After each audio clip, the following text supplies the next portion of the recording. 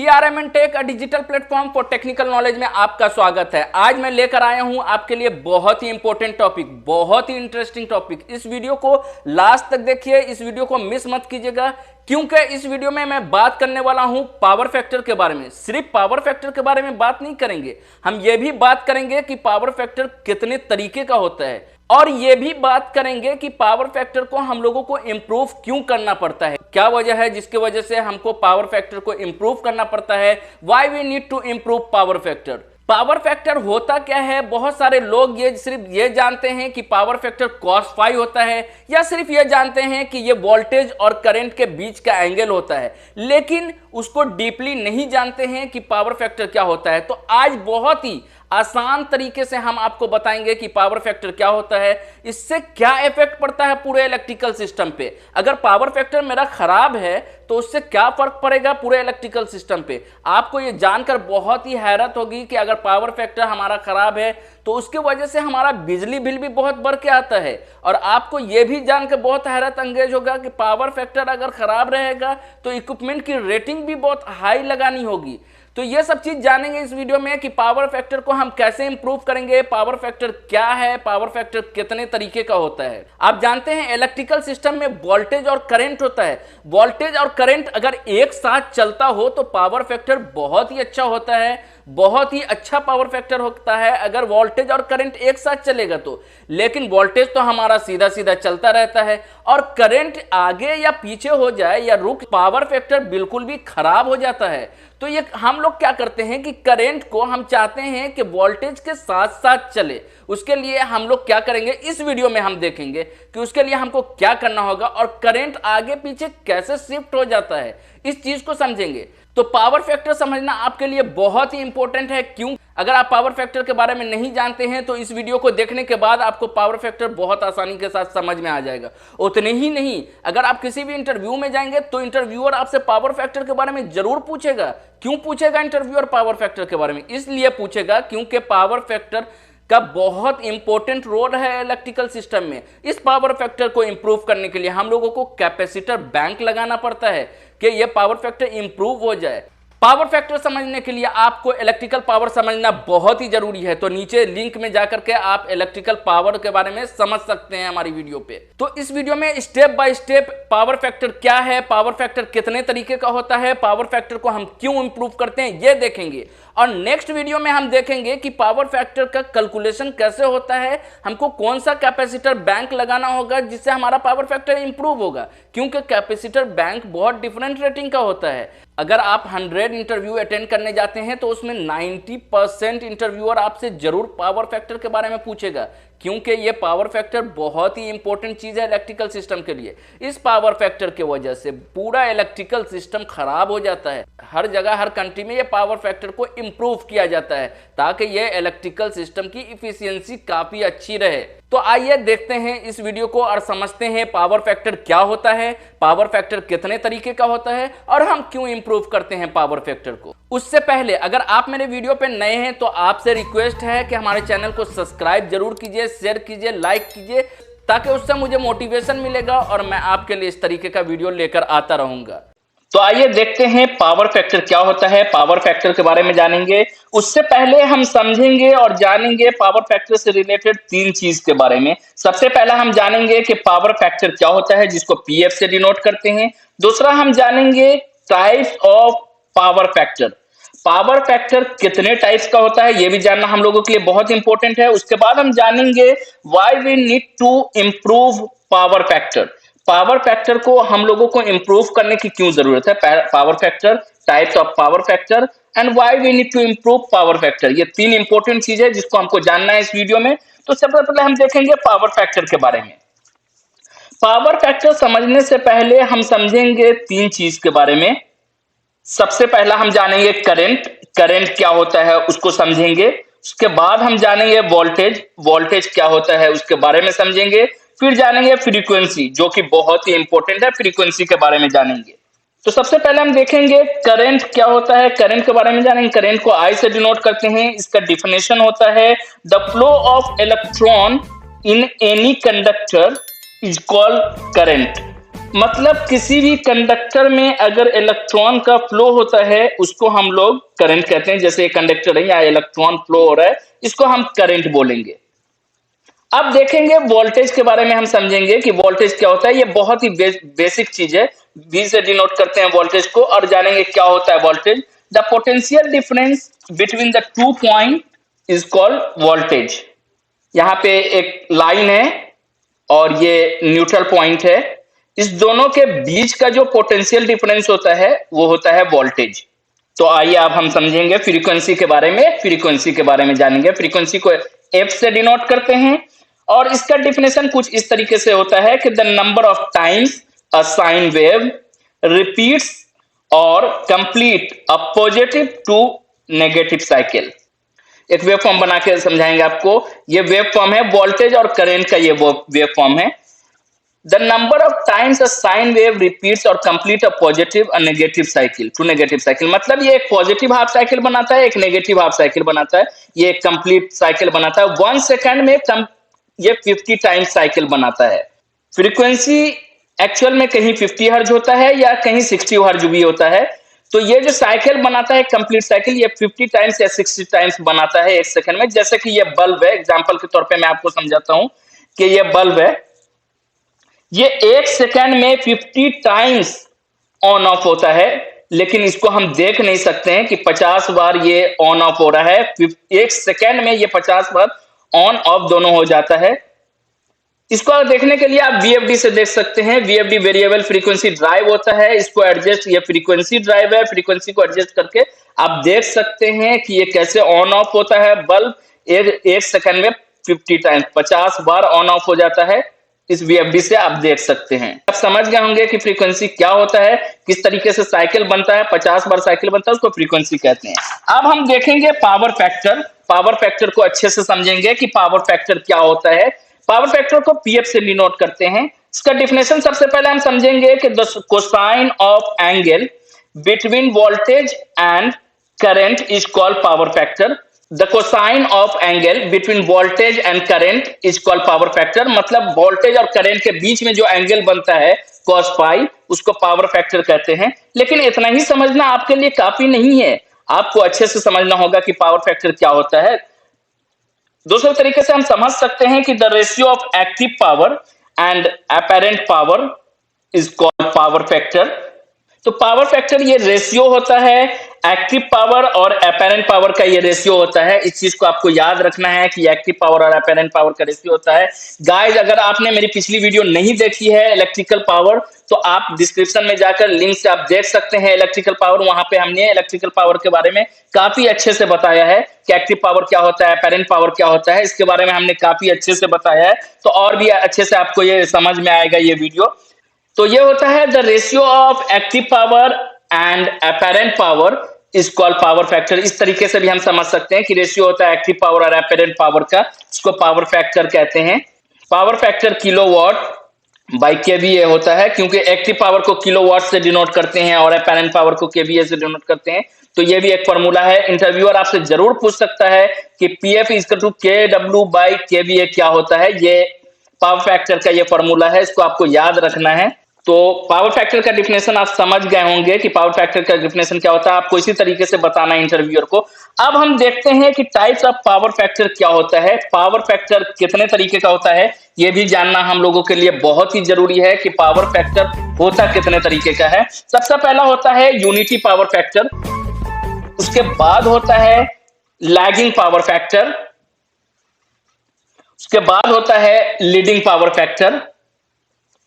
तो 3 तरीके का पावर फैक्टर होता है। सबसे पहला होता है यूनिटी पावर फैक्टर, फिर होता है लैगिंग पावर फैक्टर, फिर होता है लीडिंग पावर फैक्टर। तो ये 3 तरीके का पावर फैक्टर आपको याद रखना है।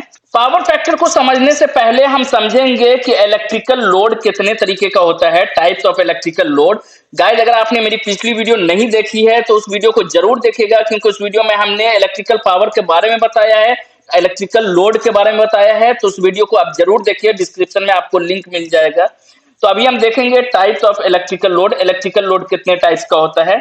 सबसे पहला होता है रेजिस्टिव लोड, इसको हम इस तरीके से डिनोट करते हैं रेजिस्टिव लोड को। जैसे कि हमारे घर में कोई हीटर है या फिर कोई बल्ब है, या आयरन है, या फिर वाटर हीटर है, ये सारा कुछ जो है, heater, bulb, iron, water heater, ये सारा कुछ रेजिस्टिव लोड है। इसको आपको याद रखना है कि रेजिस्टिव लोड क्या होता है। और ये भी आपको याद रखना है कि ये हीट के फॉर्म में होता है। कोई भी अगर हीट के फॉर्म में है तो वो रेजिस्टिव लोड है। बस आपको इतना याद रखना है, जैसे आयरन, वाटर हीटर, ये सारा रेजिस्टिव लोड में आता है। तो रेजिस्टिव लोड क्या है? रेजिस्टिव लोड को इस तरीके से हम डिनोट करते हैं। रेजिस्टिव लोड जैसे heater, bulb, iron, water heater, जो भी हीट के फॉर्म में है, ये सारा रेजिस्टिव लोड है। इसको आपको याद रखना है। अब हम देखेंगे दूसरा, इंडक्टिव लोड क्या होता है। जैसा कि हमने बताया 3 तरीके का लोड होता है, तो इंडक्टिव लोड हम देखेंगे। इंडक्टिव लोड को कुछ इस तरीके से हम डिनोट करते हैं, कॉइल बना करके, जैसे कि फैन, मोटर, ड्रिल मशीन, ये सारा जो है इंडक्टिव लोड है। ये कॉइल के फॉर्म में होता है, जिसमें भी कॉइल बना रहे, जिसमें भी कॉइल हो या फिर अंदर में मैग्नेट हो, वो इंडक्टिव लोड में आता है। तो इंडक्टिव लोड क्या है? ये कॉइल के फॉर्म में होता है, जैसे फैन, मोटर, ड्रिल मशीन, ये सारा इंडक्टिव लोड है। ये कॉइल के फॉर्म में रहता है। इसको आपको याद रखना है। उसके बाद नेक्स्ट हम देखेंगे कैपेसिटिव लोड क्या होता है। कैपेसिटिव लोड के बारे में समझेंगे। कैपेसिटिव लोड सिंपली कैपेसिटर जिस इक्विपमेंट में लगा रहेगा उसको कैपेसिटिव लोड हम लोग बोलते हैं। जैसे कैपेसिटर के फॉर्म में रहेगा, ये कैपेसिटिव लोड है। कैपेसिटिव लोड को इस तरीके से डिनोट करते हैं, उसमें कैपेसिटर लगा हुआ होता है। तो गाइस, हम लोग लोड के बारे में इसलिए जान रहे हैं क्योंकि इस लोड के कारण हमारा पावर फैक्टर जो होता है वो डिस्टर्ब होता है। क्योंकि डिफरेंट टाइप का लोड होता है। मैंने आपको बताया 3 तरीके का लोड होता है। इस 3 तरीके के लोड के कारण जो है हमारा पावर फैक्टर खराब होता है। उस पावर फैक्टर को हमको इम्प्रूव करना पड़ता है। इसीलिए हमने आपको बताया है कि ये लोड कितने तरीके का होता है। यहाँ पे अब हम वेव फॉर्म से आपको समझाएंगे कि पावर फैक्टर हमारा कैसे खराब होता है। उन तीनों लोड की वजह से, उन तीनों लोड अगर हम यूज करते हैं तो पावर फैक्टर कैसे खराब होता है। तो इस वेव फॉर्म से आप समझेंगे कि पावर फैक्टर कैसे खराब होता है और कैसे सही करते हैं। ये वेव फॉर्म है वोल्टेज का और ये वेव फॉर्म है करंट का। जैसा कि 2 वेव फॉर्म बनता है, वोल्टेज का और करंट का। यहाँ पे आप एक सर्किट देख सकते हैं। ये 230 वोल्ट एसी सप्लाई है और इसमें एक रेजिस्टिव लोड सिर्फ लगा हुआ है। गाइस, 2 लोड नहीं लगा हुआ है, कैपेसिटिव और इंडक्टिव लोड नहीं है इस सर्किट में। बस आपको समझाने के लिए हमने एक रेजिस्टिव लोड लगाया है। और रेजिस्टिव लोड लगा करके हम देखेंगे कि अगर हम रेजिस्टिव लोड लगाते हैं तो हमारे पावर फैक्टर पे क्या इफेक्ट पड़ता है। जैसा कि आपको हमने बताया है, रेजिस्टिव लोड हीट के फॉर्म में होता है, जैसे बल्ब हो गया, हीटर हो गया, वाटर हीटर हो गया, ये सब रेजिस्टिव लोड है। अगर सिर्फ हम रेजिस्टिव लोड का यूज करते हैं तो हमारे पावर फैक्टर पे क्या इफेक्ट होता है वो हम देखेंगे। तो हमने रेजिस्टिव लोड लगाया है। जैसे भी हम रेजिस्टिव लोड लगाते हैं तो हम देख वेव फॉर्म बनता है वोल्टेज का, और करंट का भी वेव फॉर्म बनता है। और हम देखते हैं कि दोनों का जो जीरो क्रॉसिंग है, कंप्लीट वेव साइकिल बनने के बाद जब जीरो क्रॉसिंग आता है तो वोल्टेज का भी एक ही जगह खत्म हो रहा है और करंट का भी एक ही पॉइंट पे खत्म हो रहा है रेजिस्टिव लोड में। मतलब जीरो पे दोनों का पॉइंट जाकर के खत्म हो रहा है। कंप्लीट वेव साइकिल बन करके दोनों का एक ही जगह जाकर के खत्म हो रहा है, जीरो पे खत्म हो रहा है। जैसा कि आप देख सकते हैं, दोनों कंप्लीट साइकिल बनाया है, एक कंप्लीट साइकिल बनाया है और दोनों जो है जीरो पे सेम टाइम पे क्रॉस कर रहा है, सेम वक्त में जीरो पे क्रॉस कर रहा है, वोल्टेज भी और करंट भी रेजिस्टिव लोड में। तो ये अगर इसका फॉर्मूला होता है कॉस फाई। अगर कॉस का वैल्यू, कॉस फाई, फाई का वैल्यू मतलब ये जो एंगल जीरो बना रहा है इसका वैल्यू, अगर कॉस जीरो का वैल्यू 1 होता है तो यहां पर जो पावर फैक्टर होगा ये 1 होगा। क्योंकि कॉस एंगल का वैल्यू हम जीरो रखेंगे तो यहाँ पर पावर फैक्टर क्या होगा, 1 होगा। यूनिटी पावर फैक्टर होगा, जो कि बहुत ही अच्छा पावर फैक्टर होता है। अगर सिर्फ हम रेजिस्टिव लोड यूज करें तो हमारा पावर फैक्टर 1 होगा, हमको कोई दिक्कत ही नहीं होगी इलेक्ट्रिकल सिस्टम में। तो ये बहुत ही अच्छा हमारा पावर फैक्टर होगा, यूनिटी पावर फैक्टर होगा। अब हम क्या करते हैं, इस सर्किट में एक इंडक्टिव लोड लगा के देखते हैं कि अगर हम इंडक्टिव लोड लगाएंगे तो क्या होगा। अगर हम कोई भी इंडक्टिव लोड लगाएंगे तो क्या होगा। जैसे इंडक्टिव लोड हमने बताया कि फैन, मोटर, ड्रिल मशीन, तो वो क्या होगा ना कि करंट शिफ्ट कर जाएगा राइट साइड, थोड़ा सा शिफ्ट करेगा। जैसे हम इंडक्टर लगाएंगे कि करंट क्या होगा, थोड़ा सा एक एंगल बनाएगा करंट, जिसको हम फेज एंगल कहते हैं, और वो राइट साइड की तरफ शिफ्ट कर जाएगा करंट। मतलब इसका ये हुआ कि वोल्टेज जो जा रहा है वो वोल्टेज तो अपना सीधा जाता रहेगा, लेकिन करंट जो है वो राइट साइड शिफ्ट कर जाएगा। मतलब पहले जो जीरो क्रॉसिंग आएगी वो वोल्टेज की आएगी, बाद में जीरो क्रॉसिंग जो आएगा वो करंट का आएगा। मतलब जीरो जो क्रॉस कर रहा होगा करंट वो बाद में। तो यहाँ पे हम देखेंगे कि कॉस 45, मतलब ये 45 ये एंगल शिफ्ट कर रहा है 45, तो cos 45 का वैल्यू 0.5 होता है, सॉरी 0.7 होता है। तो ये जो लैग कर रहा है हमारा, लैग कर रहा है 0.7 से। लैग क्यों कर रहा है? क्योंकि वोल्टेज का जीरो क्रॉसिंग पहले आ रहा है और करंट का जीरो क्रॉसिंग बाद में आ रहा है।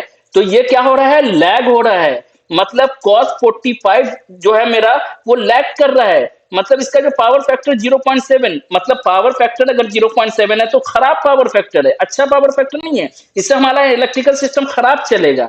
हम क्या कर रहे हैं, एक और इंडक्टर लगा के देखते हैं, मतलब एक और इंडक्टिव लोड लगा करके देखते हैं। जैसे एक और मोटर हमने लगा दिया, तो जब एक और मोटर लगाएंगे तो क्या होगा, करंट और राइट साइड शिफ्ट करेगा। जब करंट और राइट साइड शिफ्ट कर रहा है तो हम देख रहे हैं कि वोल्टेज तो वहीं पे है, मतलब सेम पॉइंट पे जीरो क्रॉसिंग पे वोल्टेज जा रहा है, लेकिन करंट क्या हो रहा है, शिफ्ट कर जा रहा है राइट साइड में। इंडक्टिव लोड लगाने की वजह से कितना शिफ्ट हुआ, 90 डिग्री पे आके शिफ्ट हो गया।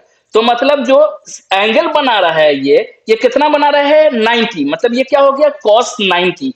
cos 90 का वैल्यू क्या होता है, जीरो। cos 90 का वैल्यू क्या होता है, जीरो। तो पावर फैक्टर जो हुआ जीरो हुआ यहाँ पे। तो पावर फैक्टर लैग हो रहा है जीरो, जो कि सबसे पुअर पावर फैक्टर है, सबसे खराब पावर फैक्टर है। इससे हमको बहुत नुकसान है इलेक्ट्रिकल सिस्टम में, जो कि हम आगे भी आपको बताएंगे कि क्या क्या नुकसान है। तो लैगिंग आप समझ रहे होंगे कि लैगिंग क्या होता है। मतलब ये वोल्टेज का जीरो क्रॉसिंग पहले आता है और करंट का जीरो क्रॉसिंग बाद में आ रहा है, तो मतलब करंट जो है 90 डिग्री लैग कर रहा है वोल्टेज से। अब हमने क्या किया है कि रेजिस्टिव लोड फिर से लगाया है, इंडक्टिव, दोनों इंडक्टिव लोड को हमने हटा दिया है। तो जैसे ही हम रेजिस्टिव लोड लगाते हैं तो आप देख रहे हैं कि जीरो क्रॉसिंग जो है वोल्टेज का और जीरो क्रॉसिंग करंट का सेम पॉइंट पे आ रहा है। मतलब पावर फैक्टर क्या है यहाँ पे, यूनिटी पावर फैक्टर है, क्योंकि दोनों का क्रॉसिंग जो है जीरो क्रॉसिंग, मतलब यहाँ पे ये कोई एंगल ही नहीं बना रहा है। करंट यहाँ पे कोई वोल्टेज से शिफ्ट नहीं हो रहा है, एंगल नहीं बना रहा है। तो यहाँ पे जीरो क्रॉसिंग पे दोनों क्रॉस कर रहा है, मतलब पावर फैक्टर क्या है, यूनिटी पावर फैक्टर है। अब हम क्या करेंगे, यहाँ पे एक कैपेसिटर लगा करके देखेंगे। अगर हम कैपेसिटिव लोड लगाते हैं या कैपेसिटर लगाते हैं तो क्या होता है। जैसे ही हम कैपेसिटर लगाते हैं तो हम देखते हैं कि हमारा जो करंट है वो लेफ्ट साइड शिफ्ट कर रहा है, बाएं तरफ शिफ्ट कर जा रहा है। कैपेसिटर लगाने से क्या हो रहा है, बाएं तरफ शिफ्ट कर जा रहा है। तो कितना शिफ्ट किया, 45 डिग्री एंगल पे शिफ्ट कर गया करंट। मतलब जो एंगल बना रहा है, फेज एंगल बना रहा है करंट, वो 45 डिग्री बना रहा है। मतलब cos 45 का वैल्यू होता है 0.7। जैसा कि यहाँ पे आप देख सकते हैं कितना शिफ्ट कर रहा है करंट बाएं तरफ, 45। तो ये cos 45 का वैल्यू कितना हुआ, 0.7। मतलब ये जो पावर फैक्टर है हमारा 0.7 लीड कर रहा है। लीड क्यों कर रहा है, क्योंकि वोल्ट करंट का जो जीरो क्रॉसिंग है वो पहले आ रहा है, वोल्टेज का जो जीरो क्रॉसिंग है वो बाद में आ रहा है, इसीलिए ये लीड कर रहा है करंट। हम क्या कर रहे हैं, एक और कैपेसिटर लगा करके देखते हैं कि क्या होता है। अगर हम एक और कैपेसिटर लगाएंगे तो करंट और बाएं तरफ शिफ्ट कर जाएगा, लेफ्ट तरफ शिफ्ट कर जाएगा। तो हम देखेंगे जब लेफ्ट तरफ पूरी तरह शिफ्ट कर गया तो ये आ जाता है 90 डिग्री पे, मतलब ये एंगल बनाता है 90 डिग्री।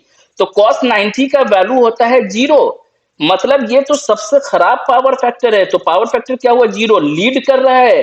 करंट क्यों लीड कर रहा है, क्योंकि करंट का जीरो क्रॉसिंग पहले आ रहा है, वोल्टेज का जीरो क्रॉसिंग बाद में आ रहा है। तो ये लीड कर रहा है, पावर फैक्टर क्या हो रहा है, जीरो हो रहा है। तो ये तो बहुत ही खराब पावर फैक्टर है, जीरो।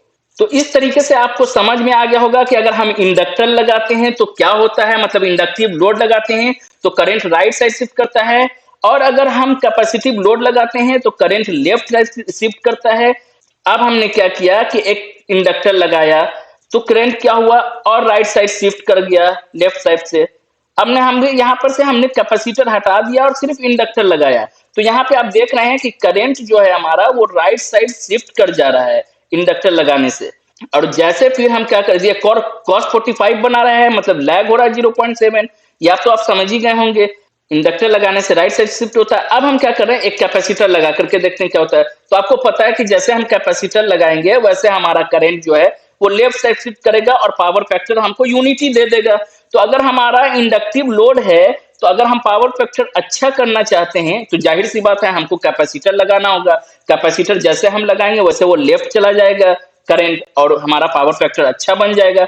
तो कोई भी सर्किट हमारा जो प्योर इंडक्टिव, प्योर रेसिस्टिव या प्योर कैपेसिटिव नहीं होता है गाइस, हमको उसको पावर फैक्टर को इम्प्रूव करना पड़ता है कैपेसिटर लगा के। लेकिन अगर आप ज्यादा भी कैपेसिटर लगाएंगे तो बहुत ज्यादा करंट लेफ्ट साइड शिफ्ट करेगा और पावर फैक्टर आपका खराब हो जाएगा।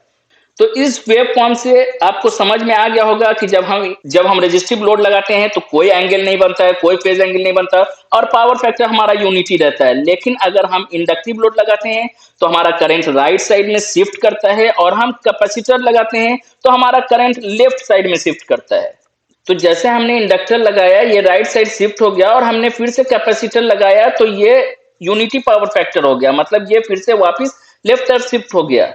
अब हम क्या करते हैं, एक और कैपेसिटर लगा करके देखते हैं कि हमारे करंट को क्या होता है जब हम कैपेसिटर एक और लगा देते हैं इस लोड में। तो देखते हैं कि ये लेफ्ट तरफ फिर से शिफ्ट हो जा रहा है, 90 डिग्री पे फेज एंगल बनाने लग जाता है। तो ये लीडिंग पावर फैक्टर हुआ और ये खराब पावर फैक्टर हो जाएगा।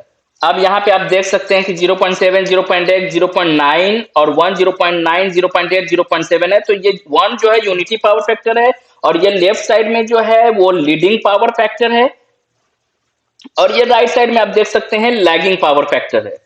अब यहाँ पे मैं आपको एक सर्किट बना करके दिखाऊंगा कि इस सर्किट में हमने दो लोड लगाया है, एक रेजिस्टिव लोड लगाया है और एक इंडक्टिव लोड लगाया है। ये 230 वोल्ट एसी सप्लाई है। अब मैं फेजर डायग्राम ड्रॉ कर रहा हूं। इस फेजर डायग्राम में ये वोल्टेज है और ये करंट है।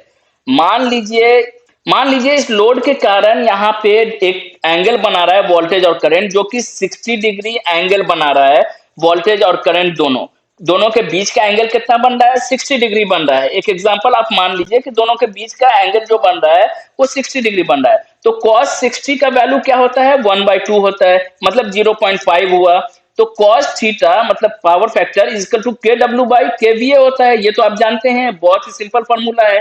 उसके बाद 0 पॉइंट ये cos थीटा का वैल्यू डालेंगे 0.5 इक्वल टू, मान लीजिए हम एज्यूम कर लिए 100 किलोवाट बाई केवीए। केवीए का यहाँ पर वैल्यू निकालेंगे हम, मतलब ये 0.5 इक्वल टू कितना निकल गया, 200 वाट। अब हम क्या देखेंगे, हम क्या करेंगे, इसको शिफ्ट करेंगे कुछ और, मतलब ये एंगल अगर कम हो जाता है, 30 डिग्री पे आ जाता है इस दोनों लोड के कारण से, या कैसे भी अगर हम कैपेसिटर लगा देते हैं ये 30 डिग्री पे आ जाता है। तो cos 30 का वैल्यू क्या हुआ, 0.866 इक्वल टू kW/kVA। यहाँ से केवीए का वैल्यू हम फाइंड कर लेंगे। केवीए का वैल्यू कितना आ जाएगा, एज्यूम हमने किया है 100 किलोवाट। केवीए का वैल्यू क्या हो जाएगा, 115 वाट। केवीए हमारा कितना निकल गया, 115 वाट। तो यहाँ पे आप समझ सकते हैं कि हम कोई भी बल्ब लगाते हैं या कुछ भी लगाते हैं, तो अगर एंगल हमारा कम होता है तो हमारा वोल्टेज कम खर्च होगा, मतलब 115 वाट में हम यूज कर सकते हैं। लेकिन अगर एंगल 60 डिग्री है तो हमारा 200 वाट यूज हो रहा है। लेकिन अगर एंगल 30 डिग्री है तो हमारा 115 वाट यूज हो रहा है। तो इससे कितना फर्क पड़ सकता है, आप देख सकते हैं कि कोई भी इक्विपमेंट अगर हम घर में लगाते हैं तो पावर फैक्टर के कारण बहुत फर्क पड़ेगा।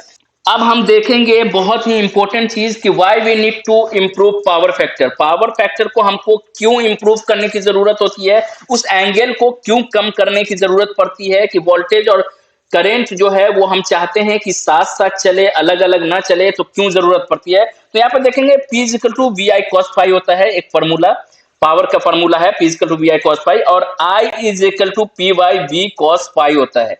ये दो फॉर्मूला आप याद रखिए। दो फॉर्मूला से मैं भी आपको बताऊंगा कि क्यों हमको जरूरत पड़ता है पावर फैक्टर को इंप्रूव करने का।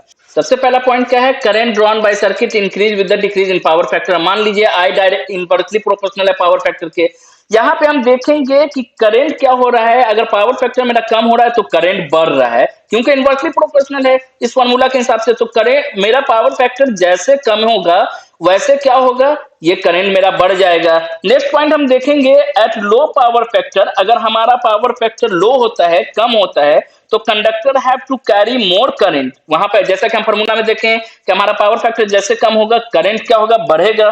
For same power therefore the requires the large area of cross section। इसका मतलब यह है कि जैसे मेरा पावर फैक्टर कम होगा करंट बढ़ेगा मेरा, और जैसे मेरा करंट बढ़ेगा वैसे क्या होगा, क्रॉस सेक्शनल एरिया जो है हर कंडक्टर का वो बढ़ जाएगा, क्योंकि वो ज्यादा करंट लेने लगेगा। तो क्रॉस सेक्शनल एरिया बढ़ेगा तो उससे हमको नुकसान होगा, मेरा इफिशियंसी खराब होगा। तो ये बहुत इंपॉर्टेंट है कि पावर फैक्टर अगर कम होता है तो करंट हमारा बढ़ता है। नेक्स्ट पॉइंट में हम देखेंगे कि at low power factor conductor have to carry more current. जैसा कि आप समझ चुके हैं कि कम पावर फैक्टर पे क्या होगा, कंडक्टर जो है ज्यादा करंट लेगा फॉर सेम पावर। अगर पावर भी सेम है तो भी कंडक्टर ज्यादा करंट लेगा, पावर फैक्टर अगर खराब रहेगा तो।